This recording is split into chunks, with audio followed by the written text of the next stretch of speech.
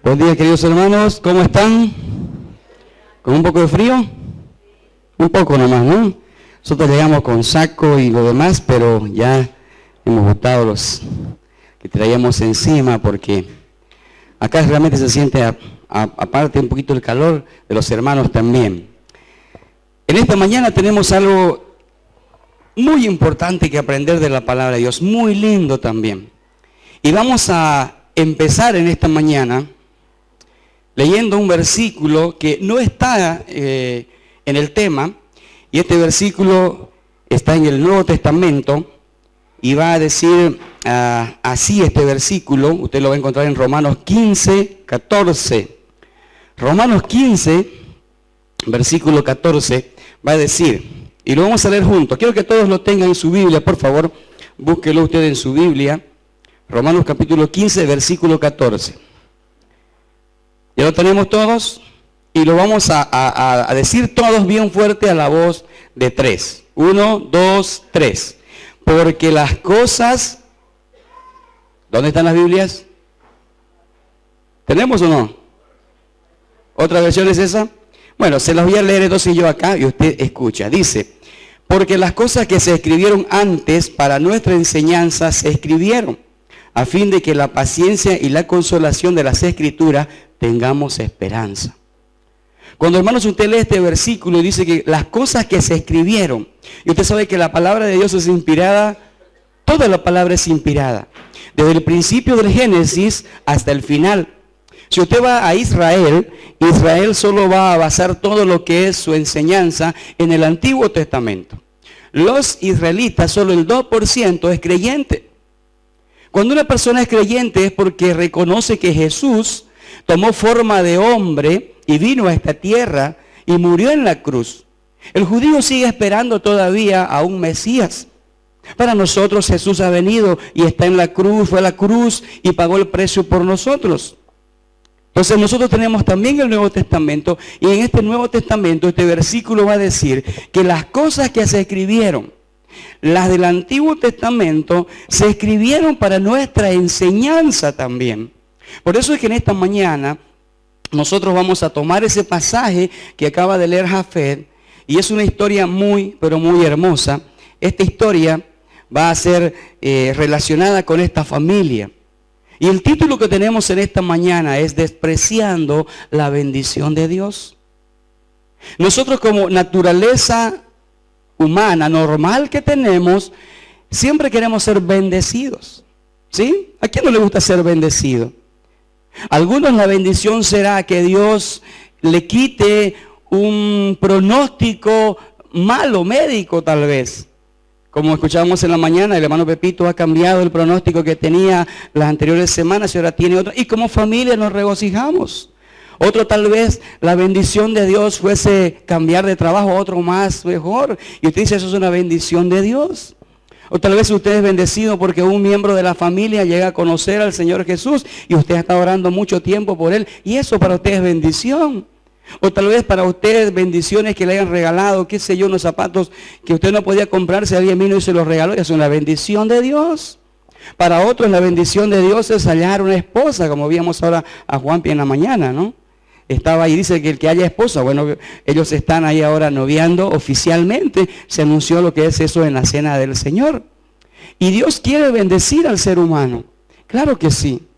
Pero este tema va a ser acerca de despreciar lo que es la bendición de Dios. Y podemos preguntarnos, ¿realmente habrá un corazón que pueda despreciar, no quisiera las bendiciones en su vida?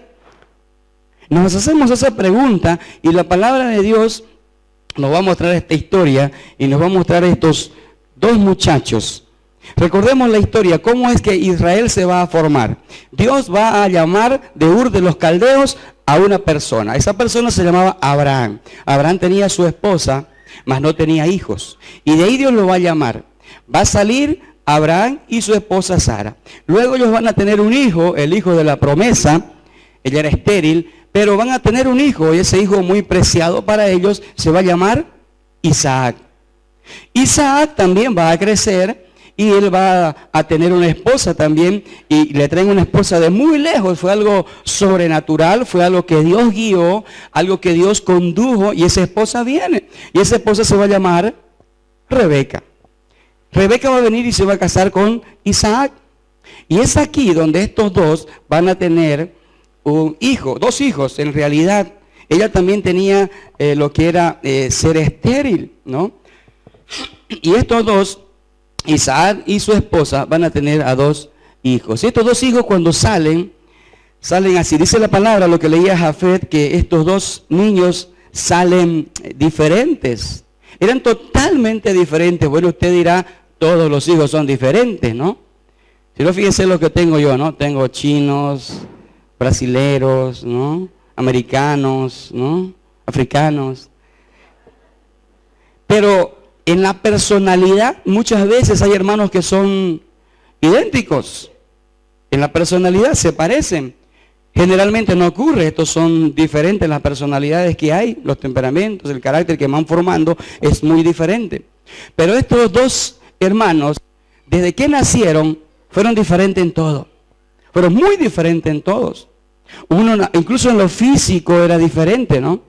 Uno nació bien, dice, peludo, bien velludo, y el otro, como decimos, lampiño, ¿no? Por ahí mi hijo una vez me preguntaron y me dijeron, papi, ¿y usted por qué no tiene pelos, no? Yo le dije, mi hijo, yo soy bien bíblico, yo no apoyo la teoría de que descendemos del mono, ¿no? Así que yo soy así nomás tranquilo, ¿no? Es lo que le pude dar de excusa, ¿no? Pero eran muy diferentes, hermanos, eran diferentes en todos estos dos hijos, totalmente diferentes, eran diferentes en lo físico, eran diferentes en los gustos. Fíjense, vamos a ver un poco, uno de ellos crecieron y uno de ellos fue lo que es pastor de ovejas.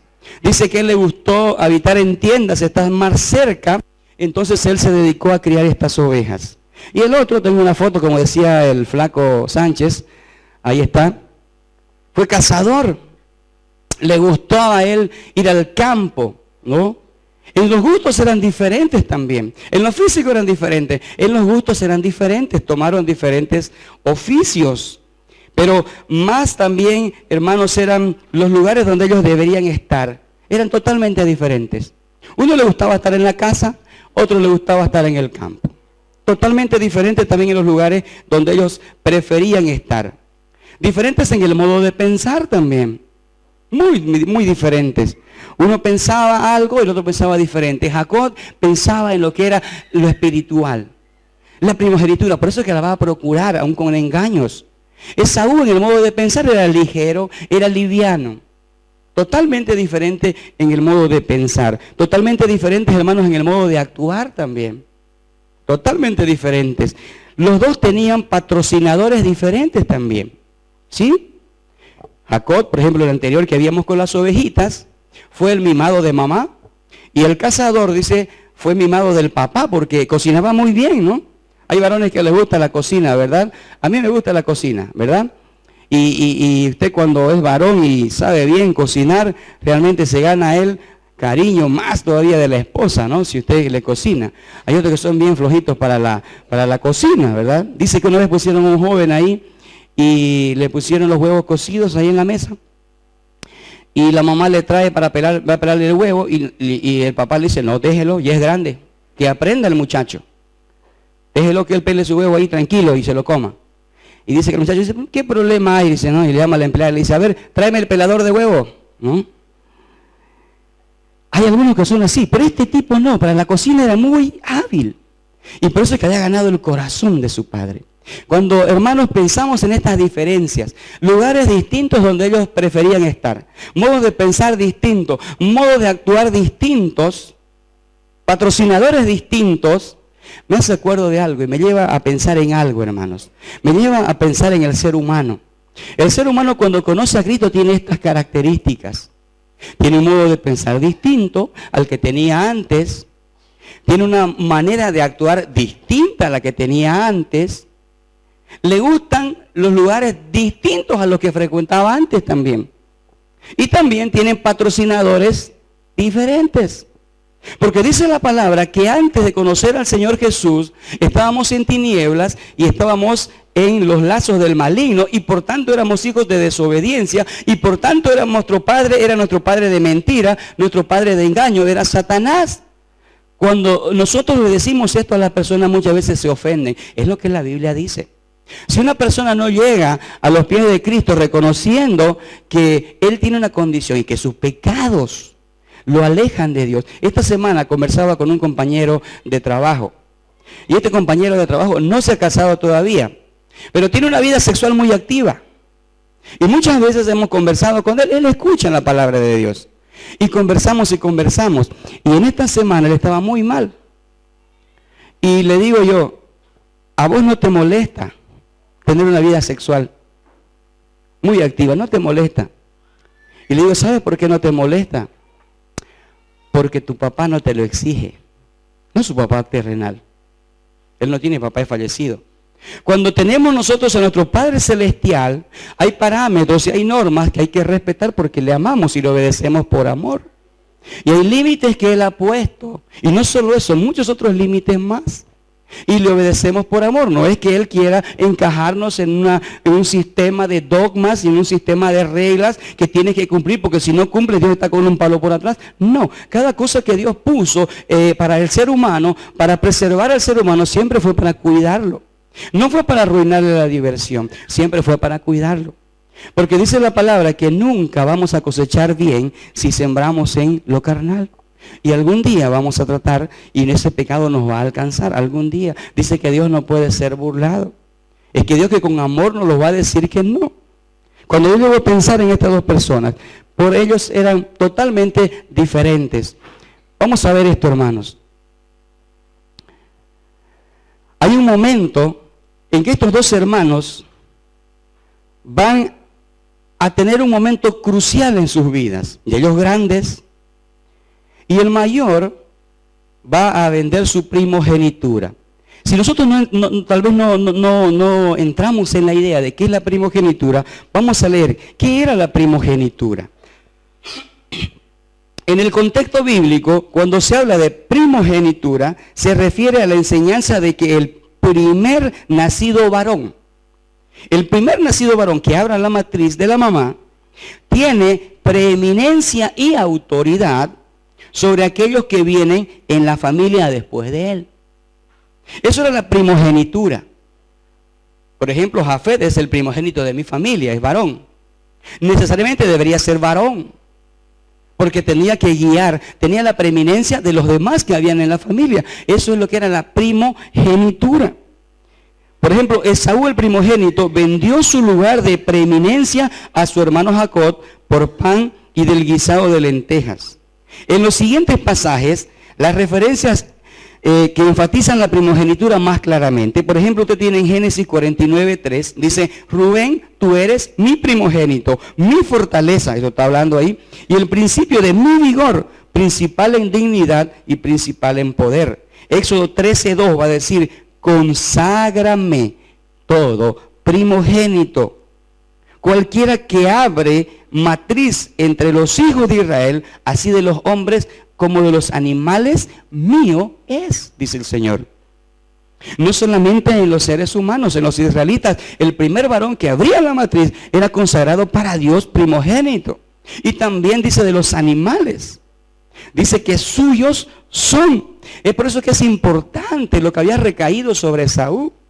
Esaú fue el primero, como leía Jafet, y luego dice que su hermano Jacob salió, dice, trabada su mano en el calcañar, en el talón, ahí como sujetándolo, diciendo, yo quiero salir primero que tú. Pero Jacob era el que tenía esta bendición.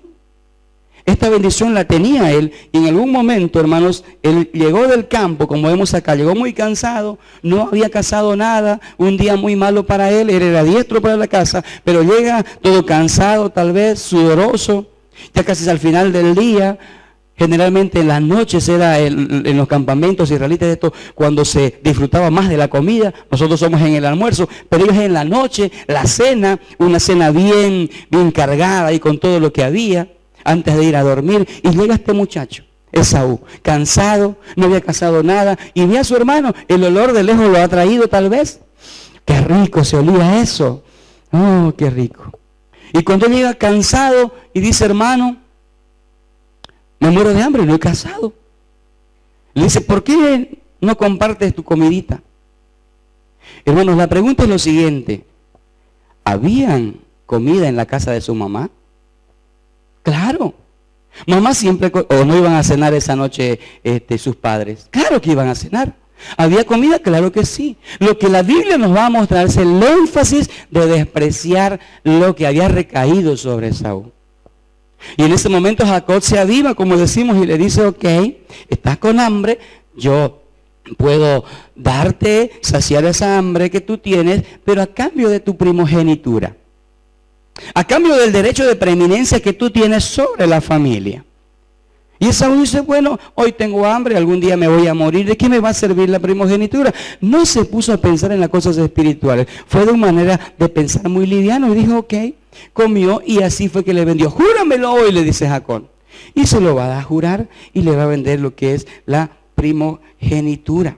Le va a vender la primogenitura. Hermanos, ellos eran por fuera diferentes. Pero en realidad, si usted los veía los dos eran hijos. Los dos tenían los mismos derechos en casa. Aunque uno era preferido por su padre y otro por la madre. Pero usted los veía por fuera y ellos eran seres humanos comunes y corrientes. Vamos a ver esta imagen. Esto me lleva a pensar a lo siguiente, hermanos. Vemos estos autos. ¿Qué diferencia hay en estos autos? Bueno, obviamente el color. No se fijen en el color. ¿Alguien puede saber? Decirme. Hay una mujer modelo, dice que bien, Anita. Alguien dice que las mujeres no saben nada de autos, ¿no? Dice que un día llama una señora y dice, por favor, señor policía, una denuncia, me han robado el motor del auto, dice, ¿no? ¿Cómo le van a robar el motor del auto? Sí, me han robado el motor del auto, ¿no? Yo levanté adelante de mi peta y no había nada, dice, ¿no? El motor lo tiene atrás, ¿no? Pero ahí está Anita, en representación de las mujeres. Anita dice el modelo, dice, ¿no? Pero el de arriba y abajo, fíjense, ¿será el mismo modelo? El azul oscuro y el blanco.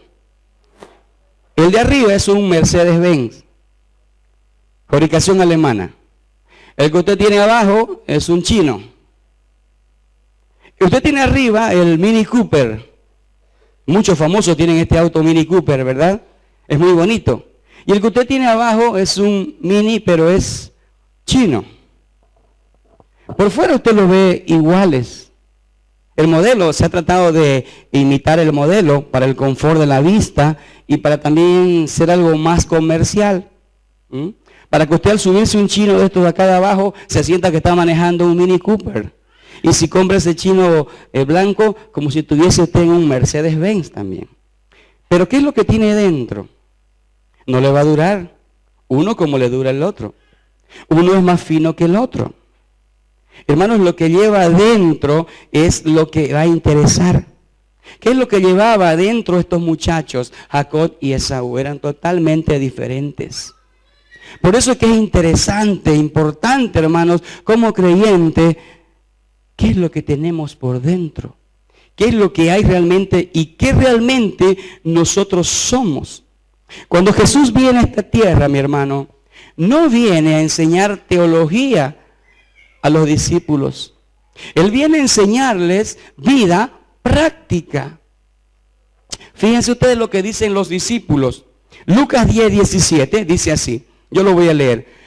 Volvieron los 70 con gozo diciendo, Señor, aún los demonios se nos sujetan en tu nombre. Y les dijo, yo veía a Satanás caer del cielo como un rayo, y aquí os doy potestad de hollar serpientes y escorpiones, y sobre toda fuerza del enemigo, y nada os dañará.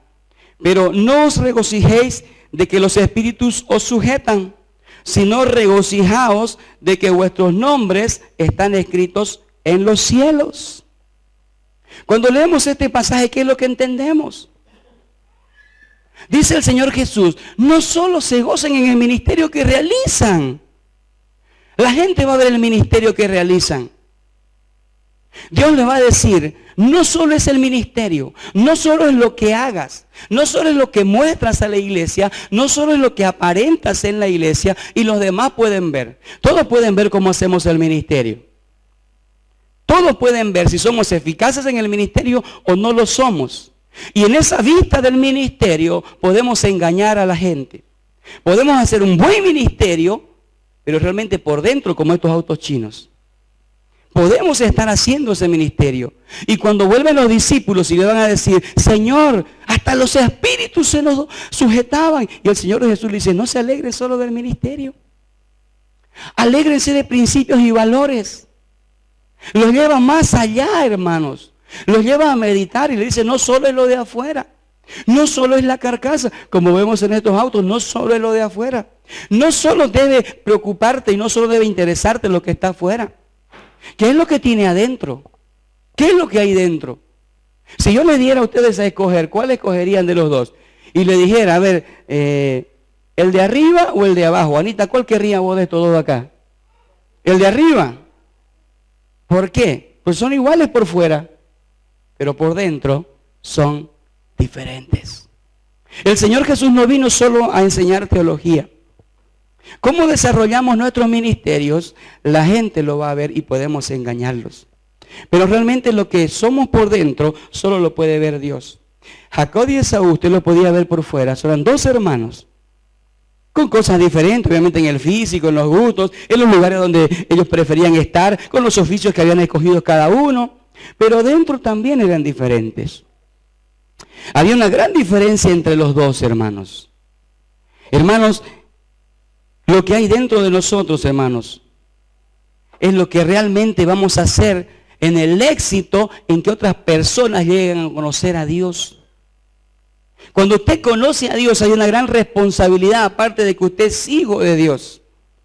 Es porque usted debe andar conforme a ese llamado que usted tiene. Pablo dice solamente que os comportéis como es digno a la vocación que fuisteis llamado.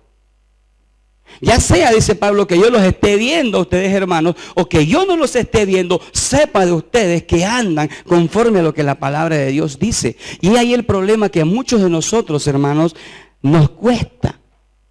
Nos cuesta. Decíamos que el tema de esta charla, de esta predicación es despreciando las bendiciones de Dios. Y decíamos que ninguno de nosotros, hermanos, en la conciencia que tenemos de creyente, nos gustaría despreciar las bendiciones de Dios.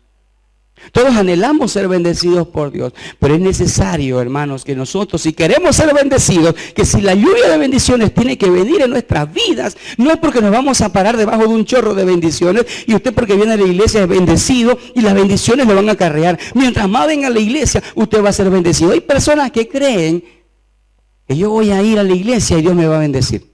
Solo por estar yo voy a ser bendecido. No. Las bendiciones de Dios siempre son en cumplimiento a doctrina, mandamientos y ordenanzas. Cuando usted lee la Biblia, mi amigo, mi hermano, hay doctrina, hay mandamientos y hay enseñanzas, ordenanzas. ¿Cuál es la diferencia entre uno y otro? La doctrina no se cambia, la doctrina no se discute, no se toca. ¿Qué es doctrina? Dios es trino. Padre, Hijo y Espíritu Santo. Eso es doctrina. Eso es doctrina. Jesús es Dios. El Espíritu Santo es Dios. Eso es doctrina. No se cambia y no se toca. La salvación Dios te la regala y nunca más la pierdes. Eso es doctrina. Eso no cambia. No cambiará mañana, no cambiará pasado, 100 años, 400 años. Esa doctrina seguirá siendo doctrina. El hombre se salva por fe. Dios lo salva. Eso es doctrina. Eso no se cambia. El sacrificio de Cristo en la cruz fue el sacrificio perfecto por mí, por mi lugar, y eso me dio salvación. Eso es doctrina. Eso no se cambia. No es mandamiento que Cristo vaya a la cruz. Es doctrina. Mandamiento es lo que Dios va a ordenar. Dios va a decir, hagan esto, hagan aquello. Eso es doctrina. Mandamiento. Y el mandamiento no cambia. Y el mandamiento tampoco se discute. Dios dijo que hay que predicar y predicar. ¿Eso es un mandamiento o es una doctrina? Un mandamiento. Dios dijo que nosotros vivamos una vida santa. ¿Esa es una doctrina o un mandamiento? Un mandamiento. Los mandamientos no se discuten, están para cumplirlos. Las ordenanzas son interpretativas. Por ejemplo, el bautismo, ¿es una doctrina o es un mandamiento?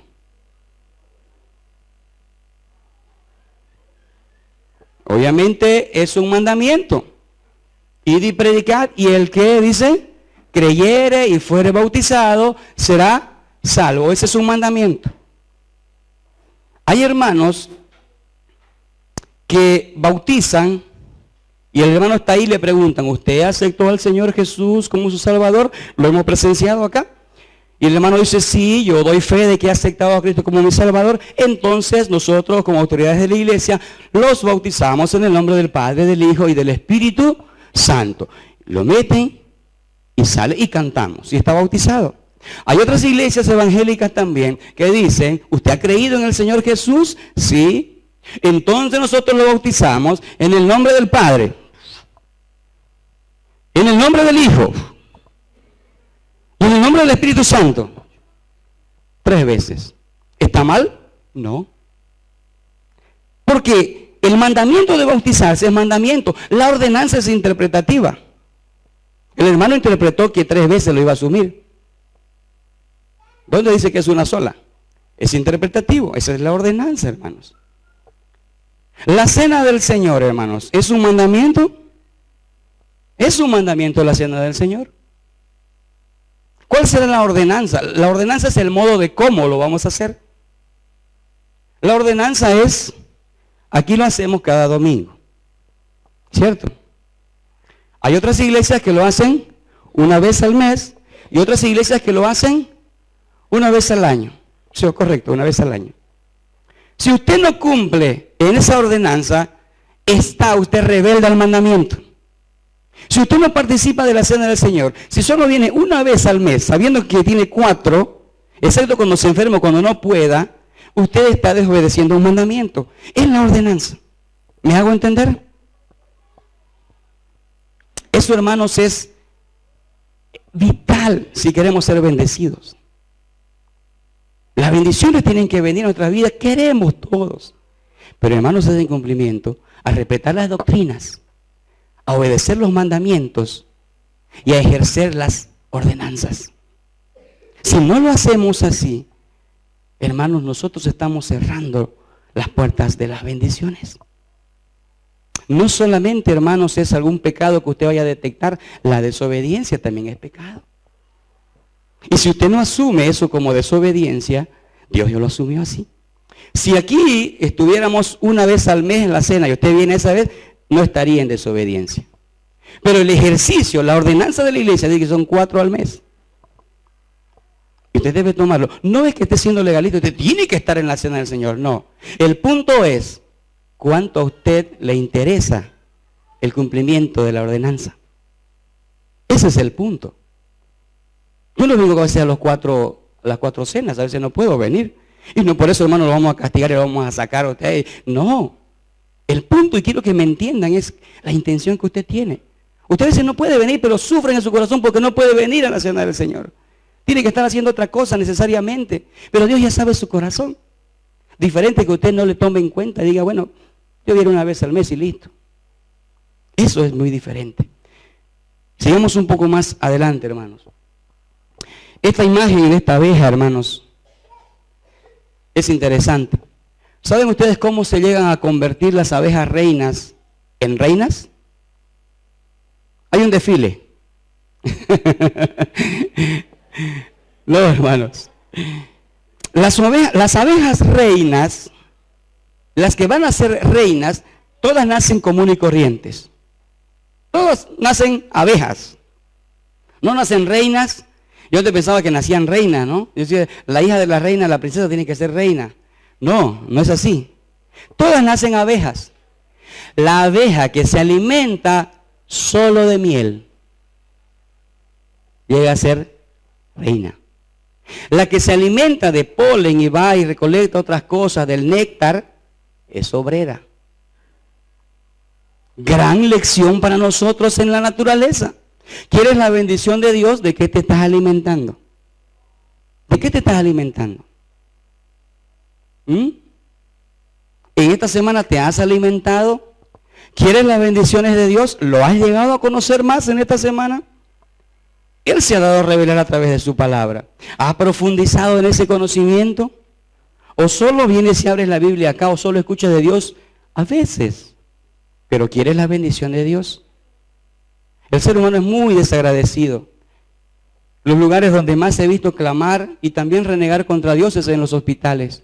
La semana pasada estuvimos en un hospital por la operación de mi hijo y estábamos clamando a Dios. Y si salía algo mal de la operación, igual lo íbamos a alabar. Era un momento importante que estábamos ahí. Estábamos orando por Dios.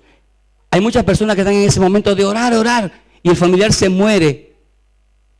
Y ya no es pedir a Dios, es renegar. ¿Por qué?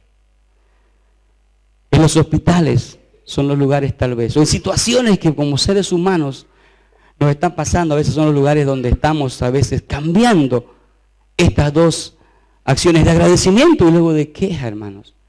Pero cuando nos alimentamos y conocemos a Dios, sabemos de que todas las cosas que nos vayan a ocurrir, aun cuando no salgan como nosotros queremos, van a ser para nuestro bien. El cristiano siempre debe ser agradecido a Dios. El otro día mi esposa compartía una riqueza espiritual. Cuando van a erigir en el río Jordán y van a poner estas 12 piedras, hermanos, como testimonio de que Dios estaba con ellos, esas 12 piedras de ese altar estaba cubierto por agua. ¿Por qué vamos a poner un altar en el agua si no lo vamos a ver? El agua lo va a tapar, puede decir la gente. Pero el río Jordán tiende a bajar y el río Jordán tiende a subir. Y cuando el río Jordán vaya a bajar, esas piedras se iban a ver. Y cuando el río Jordán suba, esas piedras iban a ser tapadas. Gran lección para nosotros. Cuando esas aguas se bajen y haya escasez y haya problemas, igual hay algo ahí. Está Dios presente ahí. Aun cuando estés mal, está Dios presente ahí. Aun cuando estén las cosas bien y las piedras estén cubiertas y tengas dinero y tengas salud y tengas todo lo demás, Dios está ahí. Y cuando esas aguas bajen y no haya casi por secarse el río y parece que los problemas te ahogan, igual Dios está presente en eso. Igual lo tienes que alabar. Estos dos hombres eran muy, pero muy diferentes. Vamos un poco más adelante. Van a crecer, hermanos, estos muchachos. Esaú, el primogénito, vendió su primogenitura, lo vimos ahí. Y luego, hermanos, después de esto, Jacob obtiene la primogenitura y escapa de su hermano Esaú. Él se va a ir, hermanos, y se va a ir lejos. Jacob dice ahí en Génesis 37, no lo busque usted. Y aborreció Esaú a Jacob con la bendición, por la bendición con que su padre le había bendecido. Y dijo en su corazón, llegarán los días de luto de mi padre. O sea, cuando muera mi papá, dijo Esaú, y mataré a mi hermano Jacob. Ahí lo voy a matar, dice. Y fueron dichas estas palabras a Rebeca, de su hijo mayor Esaú. Y ella envió y llamó a Jacob, su hijo menor, y le dijo, he aquí Esaú tu hermano se consuela acerca de ti con la idea de matarte.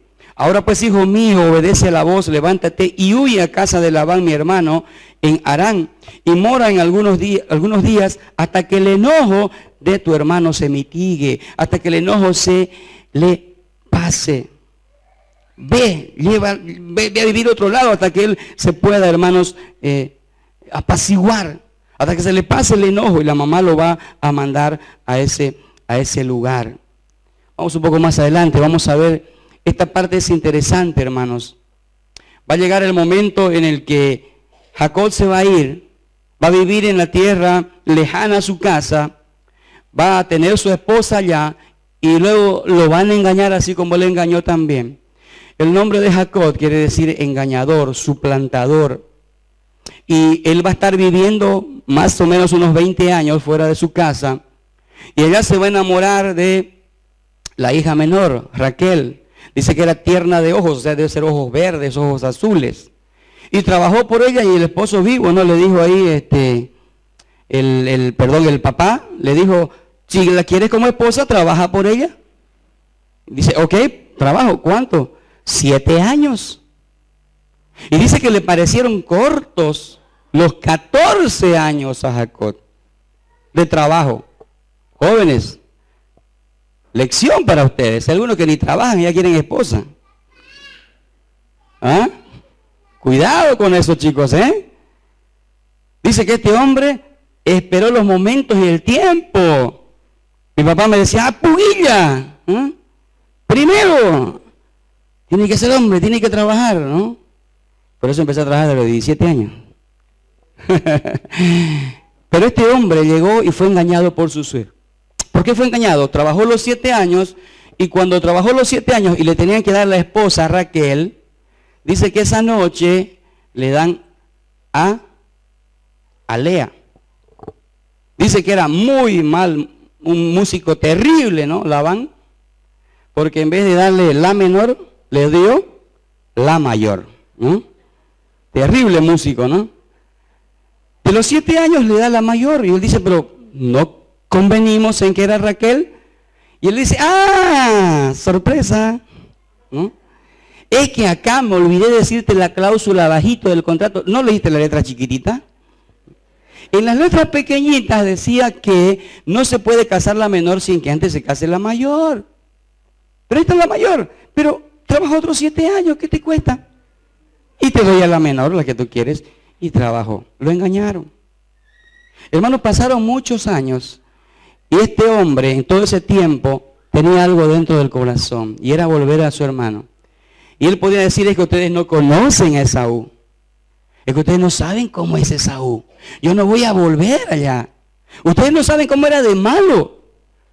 Cuando yo a veces agarraba un pedacito de carne de lo que él cazaba, ahí nomás me llovía la capoeira, ¿no? Era malísimo. Cuando jugábamos a las bolillas nunca perdía. Y cuando yo le hacía una villa, él decía que no. Y me brincaba y me pegaba. Era malísimo. Ustedes no saben cómo es Esaú. Y en el corazón de este hombre, el volver, hermanos, en su huida, antes de que él vuelva, en su huida, Dios le va a hablar a él y le va a prometer bendición. Las bendiciones van a empezar en la vida de este hombre. Y pasaron 20 años y ahora Jacob tiene que regresar con su hermano. Y era un hombre terrible. A veces hay situaciones en esas que nos ponemos nosotros, ¿no? Ay, hermano, es que usted no sabe, este es el catedrático que aplaza, ¿no? Nadie pasa en su materia, ¿no?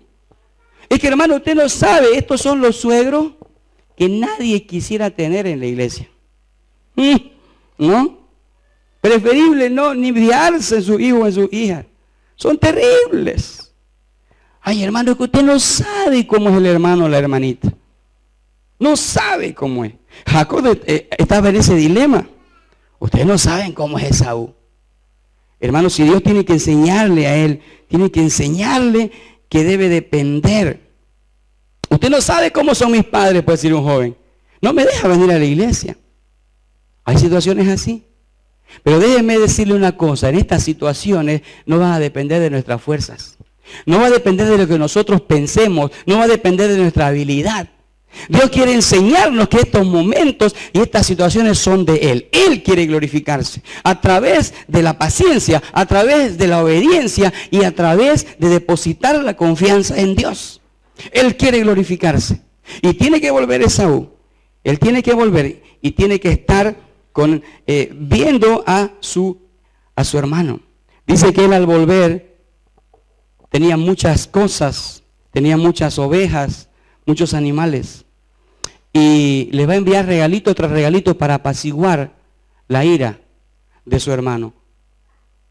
Y va a hacer pasar al campamento. Él hizo un campamento, divide en dos. Tenía muchísimas cosas. Dos esposas, 11 hijos, muchísimos siervos, muchísimos caballos, vacas. Y estaba volviendo al encuentro con su hermano. Para reconciliarse con su hermano. Necesitaba el favor de su hermano. Pero se había olvidado de algo. Para que la bendición de Dios venga a su vida, necesitaba el favor de Dios. Él estaba caminando de vuelta a reconciliarse con su hermano. Necesitaba, y él tenía en la mente que él necesitaba el favor de su hermano. Y ahí se acuerda de que él necesitaba el favor de Dios. Y le dice, yo me acuerdo, Dios, cuando yo iba de ida, tú me apareciste. Y me dijiste que yo iba a volver en bien. En otras palabras, me dijiste que no me iban a matar. Y yo tengo que volver y no quiero que mi hermano me mate. La última vez que lo vi, él me iba a estrangular. Porque mi padre estaba vivo, no fue que me mató. Pero tú me prometiste, Señor, de que yo iba a volver en paz. Y le vuelve a recalcar muchísimas veces. Veamos esta imagen. Dice que todo el campamento pasa, hermanos, delante de ellos. Pasa. Y de último se queda Jacob. De último, no hay nadie más ahí. ¿Por qué se quedó él ahí? Dice que tenía gran temor. Ahí fue cuando empezó a hablar. Y dice que un varón vino y luchó con él toda la noche hasta la madrugada.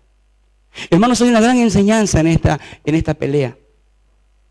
Si nosotros pensamos de que Jacob era bien fornido, ni siquiera era Sansón, hermanos. Ahora, está luchando y muchos mensajes han habido de que luchó contra Dios. Al final dice, no, porque has luchado contra Dios y con los hombres y has vencido. Pero hermanos, si Dios quisiera, solo de un ticho, le daba en la cabeza a este hombre y estuviera en la tercera galaxia volando todavía. Porque era Dios. No es que Dios no podía y no tenía fuerzas ahí. Era el mismo Dios que se le apareció. Y en la palabra del original va a decir, y Jacob discutió con Dios toda la noche. Dios viene a su encuentro. Mañana necesitas el favor de tu hermano, pero debes saber de que tú necesitas el favor de Dios. Jacob. Y vino a hablar con Jacob. ¿Qué fue lo que charlaron toda esa noche? No fue que empezaron a pelear, hermano. Ninguno aguanta, ¿no? Ni en el, ¿cómo se llama? ¿Cómo es? No es KFC, pues, ¿no? La W, ¿cómo es? La UFC, ¿no? No duran toda la noche las peleas ahí. Estaban discutiendo. Viene el varón de Dios y tal vez le va a decir algo en su corazón. Hay una naturaleza en tu corazón. No, dice Jacob. Yo no tuve la culpa. Que Saúl no sea el que lo engañé. Él me la vendió. Además tú lo conoces, yo no tengo la culpa. Mi madre fue la que planeó todo eso. ¿O acaso tú no sabes, acaso fui yo el que hice los planes? Fue mi madre. Mi madre fue la que tramó todo esto. Dice que discutió con Dios toda la noche. Y empezó a discutir. Y Dios le va a decir, no, tienes tú que reconocer lo que eres. Tú quieres la bendición, tú quieres el favor con tu hermano. Necesitas el favor de Dios. Pero debe haber en tu corazón transparencia. No.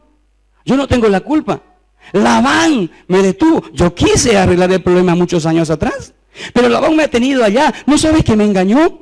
¿No sabes que me hizo trabajar 7 años y luego me hizo trabajar 14 años por la que yo quería realmente? Ese era el que tiene la culpa, no yo.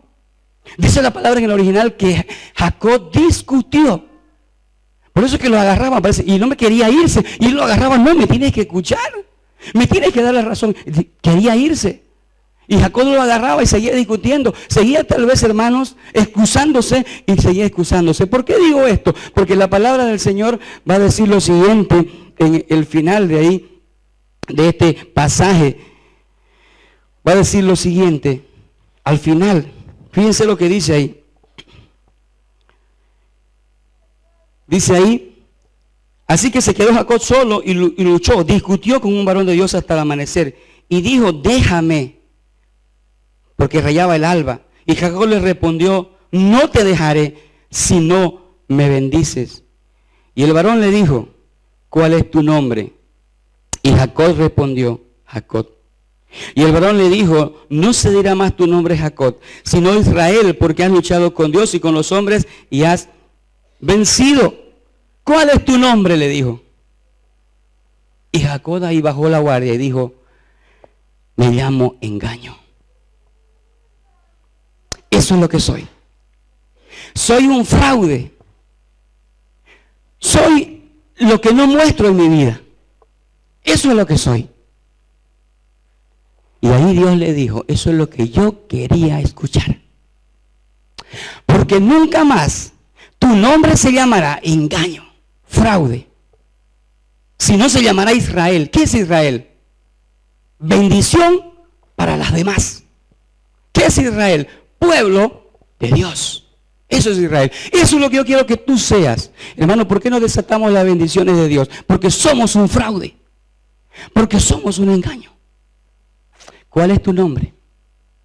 Dice la Biblia que en Apocalipsis hay un nombre escrito que solo lo conoce Él. Pero un día ese nombre va a ser revelado. ¿Cómo te vas a llamar? ¿Fraude? ¿Engaño? ¿Fiel? ¿Justo? ¿Qué es lo que te vas a llamar? Vamos a ponernos de pie. Cuando este hombre le dice, yo me llamo engaño, realmente ahí, hermanos, empezó lo que era la bendición. ¿Quieres el favor de los hombres? ¿Quieres la bendición en tu trabajo? ¿Quieres la bendición en tu familia? ¿Qué problema estás pasando? ¿Quieres la bendición de Dios a través de lo que estás haciendo, de tu vida, de tu enfermedad, de todo lo que te esté pasando? ¿Quieres la bendición de Dios? ¿Cómo te llamas? Tal vez sea un fraude. La iglesia ve lo que eres, tal vez. Cargas una Biblia, tienes un ministerio tal vez, pero por dentro eres un fraude. Porque cuando viene la tentación eres facilito que sueltes al pecado. Tal vez eres un fraude porque realmente hay muchos hermanos que no te caen. Vienes y los saludas y pelas los dientes, pero por dentro te estás muriendo. Tal vez hay enemistades, hay pleitos en tu vida. ¿Quieres la bendición de Dios? Tienes que reconocer lo que realmente eres. Hasta que Jacob no reconoció lo que era, la bendición no se desató. Dios no le dijo, te llamarás Israel al momento. Le dijo, ¿quién eres? Soy engaño. Le dijo, soy fraude. Pero no quiero ser más eso. Hoy te llamarás Israel. Hoy te llamarás bendición. Y en esta mañana, eso es lo que cada uno de nosotros va a hacer, hermano. No conocemos la vida porque no vemos el corazón. Usted se conoce. Usted sabe lo que hay dentro de su corazón. ¿Y cómo es delante de Dios? Vamos a cantar esta canción.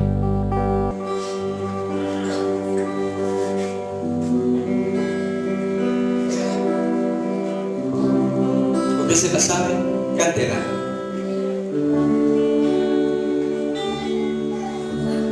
Tus ojos revelan que yo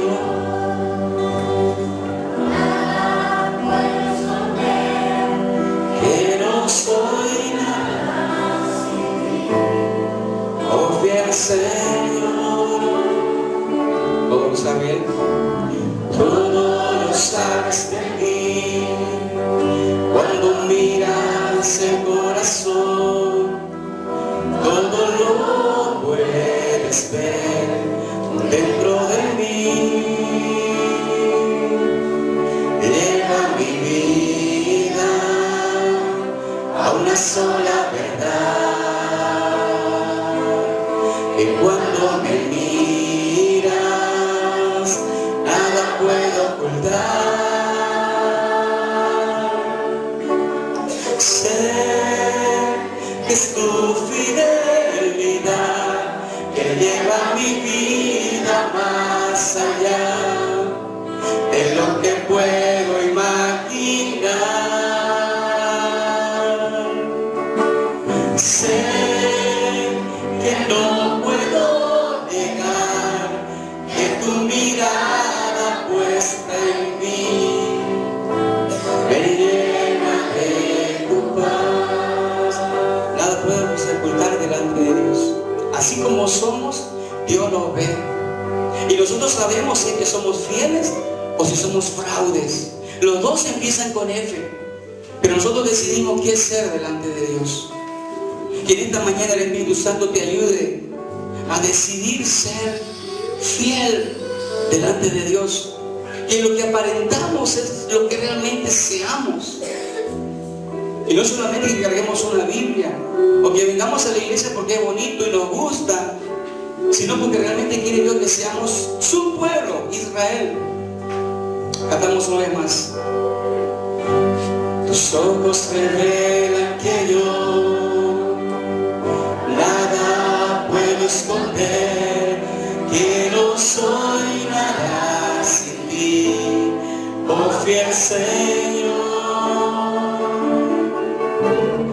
Todo lo sabes de mí, cuando miras el corazón, todo lo puedes ver dentro de mí. Lleva mi vida a una sola verdad, que cuando me miras nada puedo ocultar. Dígaselo fuerte.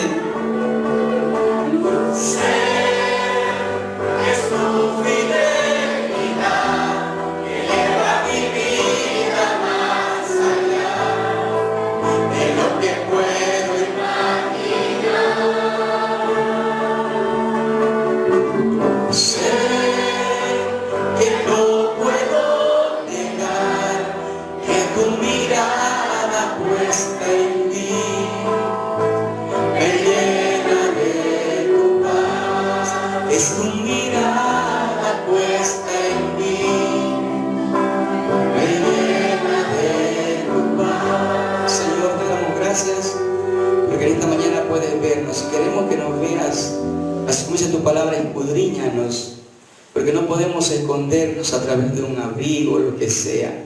Tu mirada, Señor, es que penetra hasta los más íntimos pensamientos. Y queremos ser hallados fiel en esta mañana. No somos perfectos, pero si hay algo que en nuestra vida en esta mañana hemos entendido que debemos quitar porque somos siendo falsos, porque estamos mostrando lo que no somos, que tu Santo Espíritu nos ayude a cambiar. Y te damos gracias porque eres un Padre amoroso. Que al salir de este lugar, Señor, salgamos pensando en esto y que seamos firmes en nuestras decisiones. Y gracias te damos por tu inmenso amor y tu inmensa misericordia. En nombre de Jesús. Amén. Y amén. Dios les bendiga, hermanos. Váyanse pensando en este mensaje. Luego tenemos también el almuerzo en este lugar y va a ser un lindo tiempo de poder compartir de todos. Dios les bendiga.